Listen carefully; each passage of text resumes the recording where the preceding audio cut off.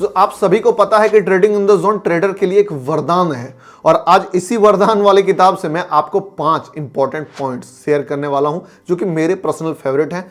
इन सारे लेसन्स को समझने में एक बिगिनर ट्रेडर का कितना नुकसान होता है आप ये सोच नहीं सकते और कितना समय लगता है तो वो तो छोड़ ही दो, लेकिन जो लोग ये बुक पढ़ लेते हैं वो इस चीज को पहले ही सीख जाते हैं। और आपने इस वीडियो पे क्लिक कर दिया है तो टेंशन की बात है नहीं, आपको मिल ही गया है वो सारे पॉइंट। तो यूएस के बहुत बड़े ट्रेडर लैरी हाइट से एक बार एक बंदे ने सवाल किया कि भाई आप ट्रेड तो करते हो, आपको ये बोर नहीं करता है एक ही चीज बार बार देखना, दिमाग का दही नहीं होता, ये कुछ काइंड ऑफ पकाऊ काम नहीं है? तो लैरी हाइट का उस पर रिप्लाई जो था वो आपको सुनना चाहिए। उनका कहना था कि मैं ट्रेड एक्साइटमेंट के लिए नहीं करता हूँ, थ्रिल के लिए नहीं करता हूँ, मैं ट्रेड पैसे कमाने के लिए करता हूँ, जीतने के लिए करता हूँ। मैं ट्रेड करता हूं क्योंकि ट्रेड मेरे बेसिक कैरेक्टर का हिस्सा है। तो इसी से जो पहला पॉइंट आता है कि build a repeatable trading routine. देखो बहुत सारे लोग ये मिस्टेक कर देते हैं कि वो ट्रेडिंग को एज अ थ्रिल लेना शुरू कर देते हैं।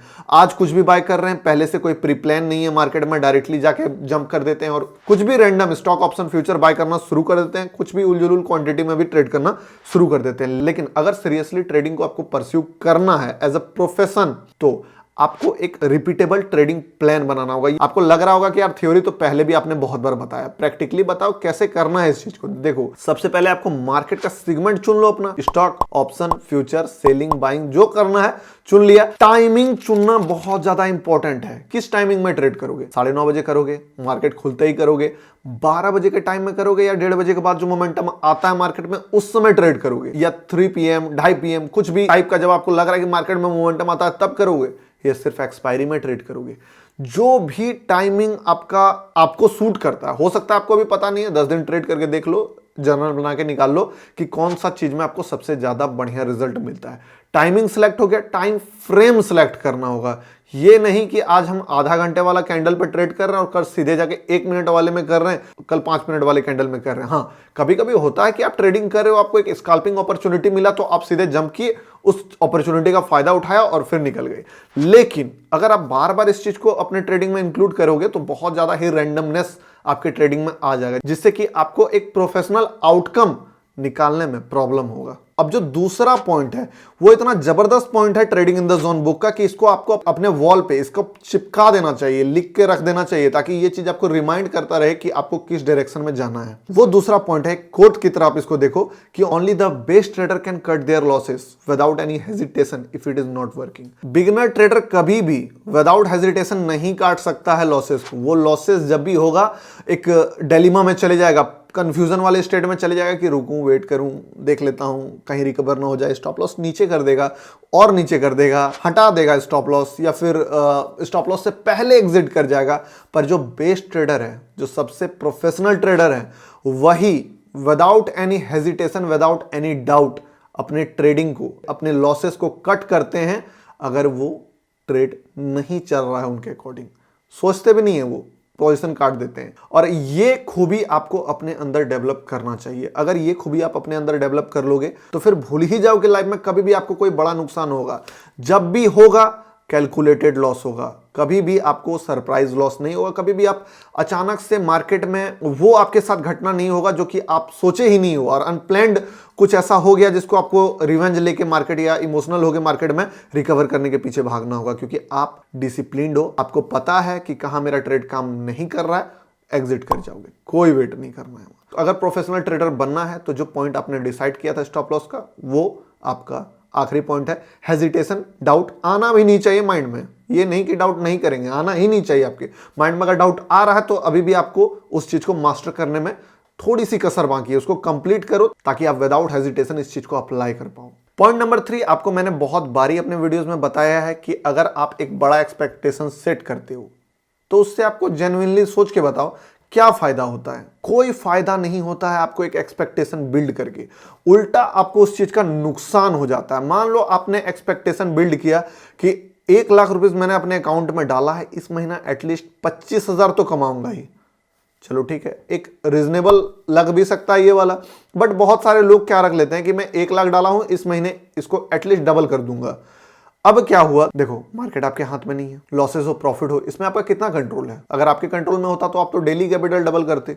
आपके कंट्रोल में कुछ तो है ही नहीं, आपके कंट्रोल में सिर्फ लॉसेस है। आप लॉसेस कर सकते हो, प्रॉफिट आपके कंट्रोल में तो है नहीं। तो एक्सपेक्टेशन बिल्ड हो गया आपका 1 लाख रुपए का। अब आपको अगर 40,000 ही हुआ ना तो भी थोड़ा सा कहीं ना माइंड में कसर रह जाएगा, यार 40,000 हुआ, मजा नहीं आया या डबल नहीं हो पाया। और आप कोशिश करोगे, कभी आपने इस चीज को नोटिस किया होगा, आपके साथ होता होगा, मेरे साथ तो शुरुआत में बहुत हुआ है कि आप अगर 9,800 रुपए कमा लिए ना, तो 10,000 का राउंड फिगर करने के चक्कर में आप वो 9,800 रुपए लॉस कर देते हो। अब आपको मैं बता देता हूं कि एक्सपेक्टेशन रखना कैसा चाहिए। देखो, एक्सपेक्टेशन एकदम नहीं रखोगे तो बोलोगे तो लॉस भी हो रहा है, यार कोई एक्सपेक्टेशन ही नहीं है मार्केट से, तो मोटिवेशन ही नहीं रहेगा मार्केट में आपका। एक्सपेक्टेशन रखना है, एक्सपेक्टेशन रखना है वीकली प्रॉफिटेबल होने का, मंथली प्रॉफिटेबल होने का।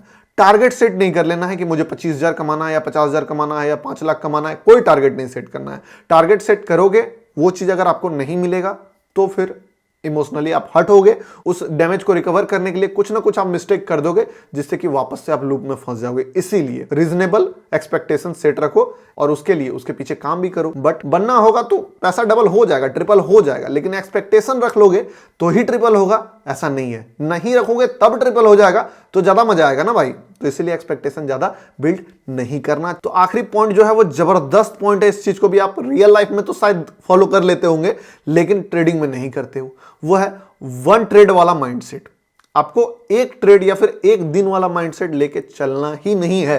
आप एक ट्रेड लेते हो, प्रॉफिट हो गया तो आप अपने आप को एक प्रॉफिटेबल ट्रेडर समझ लिए, या आप बहुत खुश हो गए कि यार प्रॉफिट हो गया, आज तो पैसा कमा लिया मैंने। लॉस हो गया, इमोशनल हो गए, उदास हो गए कि ये लॉस हो गया, इतना बड़ा लॉस हो गया, इसको कैसे मैं लेके जाऊं, एक काम करता हूं इसको रिकवर कर लेता हूं, या कुछ भी इस टाइप का माइंड में आपके ख्याल आना शुरू हो जाता है। पर इसके जगह पे अगर आप एक बिजनेस वाला अप्रोच रखोगे, एक बिजनेसमैन एक कस्टमर आ जाने से क्या उछलना शुरू कर देगा, और एक दिन कस्टमर अगर थोड़ा कम आ गया तो क्या वो उदास बैठ जाएगा? नहीं बैठेगा। मंथली ओवर अ पीरियड देखेगा ना कि कितना ज्यादा, ओवर अ मंथ देखेगा ना, ओवर अ वीक देखेगा, ओवर अ डे देखेगा कि क्या हुआ उसका, लॉन्ग टर्म में कैसा रिजल्ट मिल रहा है, ये ज्यादा मैटर करता है। आज क्या रिजल्ट मिल रहा है, एक ट्रेड में क्या हो गया, उससे कोई मैटर नहीं करता है ट्रेडिंग में। जैसे कि एक कॉइन फ्लिप वाला एग्जांपल भी है कि अगर आप और मैं कॉइन फ्लिप बेट करते हैं और रूल ये रहता है कि अगर आप जीतोगे तो मैं आपको 500 दूंगा, और अगर मैं जीता तो आप हमको 1,000 रुपए दोगे।